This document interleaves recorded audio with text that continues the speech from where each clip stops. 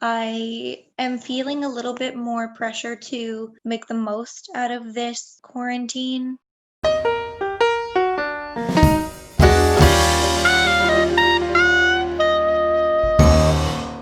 I basically spent 2 months of the last time in bed, and then the last month I finally got out to do stuff, and I'm feeling more pressure to do more with this time because I feel like I wasted the last time. I don't know if, Yeah. So how is that playing out? um, it's okay. I am kind of stuck between trying to remind myself that this is really weird. This is a weird time, and I can't expect things of myself because this is a new situation. Even though we've been in this situation before for like a few months, it's still relatively new, so I don't think I can have specific expectations of myself, but I'm really struggling with that because like time is just an illusion now. Time is an illusion. Lunchtime, doubly so. Sorry, Hitchhiker's quote. I so it's really hard to keep track of what day it is, what time it is, how productive I have been, how many hours I've been sitting and playing the same game of Civ. Ooh.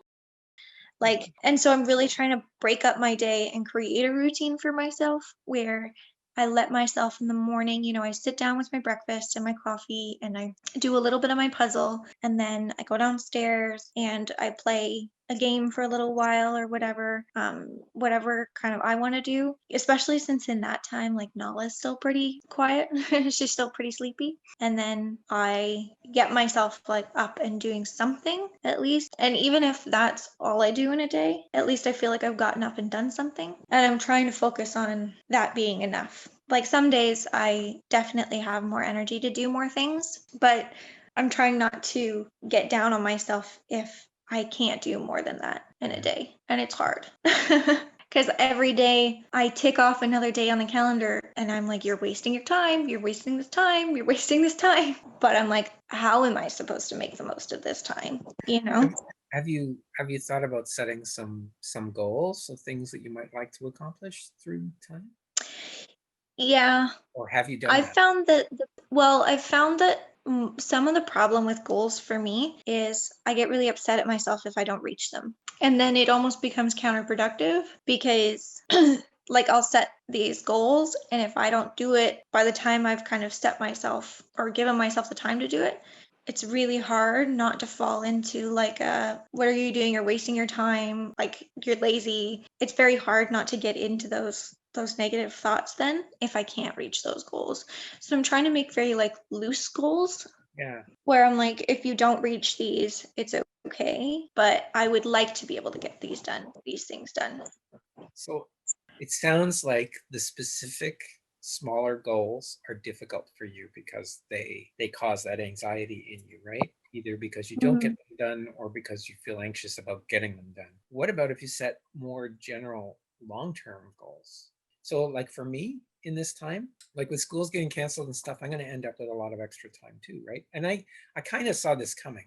So I kind of had a bit of forewarning. So for me, that goal is to get a second write of my book, right? But if I don't get Mhm. up one day and work on the book, I don't have to feel bad because I didn't do that because it's Yeah. such a bigger goal that I know I still have time to keep working. Yeah.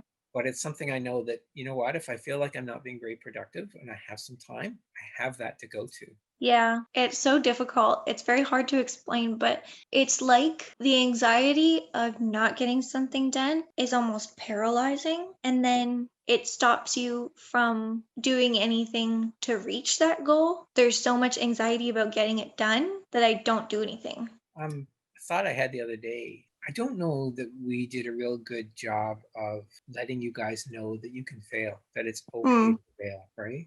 That it's okay to start something, work at it, and if it doesn't work out, it's okay. It's not the end of the mhm, world. yeah. When I hear you talking like that, I feel like I've heard that kind of thing related to me before as the perspectives of a perfectionist. Mm, And I think that's the thing with a perfectionist is they're afraid to fail. And it's that fear of failure that tends to cause them to have that kind of loop, yeah. you know? But then it's just like a self-fulfilling prophecy. Well, yeah, And you'd think that that would help. if you're afraid to fail, then you're causing yourself to fail, and then you're just in your head you're saying, I'm proving my point.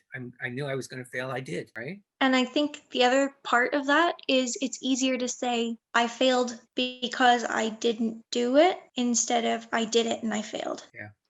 I think you're absolutely right. Maybe some of your goals through this time is to deliberately fail. I don't really know how to like So start a jigsaw puzzle and halfway through put it all back in the box. oh gosh, no, I can't do that. This is what I'm saying, right? Like break the But habit. I don't even think that's failing. That's just No, it's not failing. That's my point. That's my point. But- It's okay to do that. But that's not the failing that I'm scared of. I'm It just would be thinking- like making a puzzle. Like if I was cutting the individual pieces and I got down to the last little corner and it just didn't, I cut them the wrong way, they don't fit back together. You don't need to predict failure. No, I'm Let just it using happen. it as an example of like that would be a situation where I would feel like I failed something. It's like if the outcome is not what it was supposed to be. So like I say, allow yourself to fail sometimes, Yeah. Maybe one of these days don't do the dishes deliberately. The issue with that is see, every time I say something like this, you're like, no, that can't happen. Right? well, but the issue with that is roommates. I am not just Isn't that the like point if I of was family, though, that there's issues? but I don't want to like cause rifts in the house. But you 'Cause know then you're it's going to just clean it up unpleasant again to later, be- right? What? You know you're going to clean it up again later. I'm just, Yeah. I'm just throwing out random examples, right? Like it's not like I'm saying do these Mhm. things, right? Yeah. But even in your reaction, can you hear it in your own reaction when I say these things? But I feel like my answers are perfectly justified. Of course they are, because when you've got to do it right and you're a perfectionist, then that's the way it's supposed to be. So of course they're perfect. It is the way it's supposed to be, though. Well, and So- it is in a perfect world, but the world is not perfect. The things that I can control and I know will come out with the right outcome, those I have no problem doing. Right? It's the things that you can't control that give you so much anxiety. Yeah. Don't be afraid to fail. Yep. I'm not much better because I've never been a risk taker. I'd rather do something I know I'm going to succeed at than do something I might fail at. And yet, you read, you hear about people that the most fulfilled and the most successful people are people who take giant risks that they know they might fail. Like Elon Musk said there was like a 1 in 3 chance that SpaceX would actually succeed. A 1 in 3 chance. And like he was sinking fortunes into this thing, right? Yeah. And it's taking off like incredibly, not literally.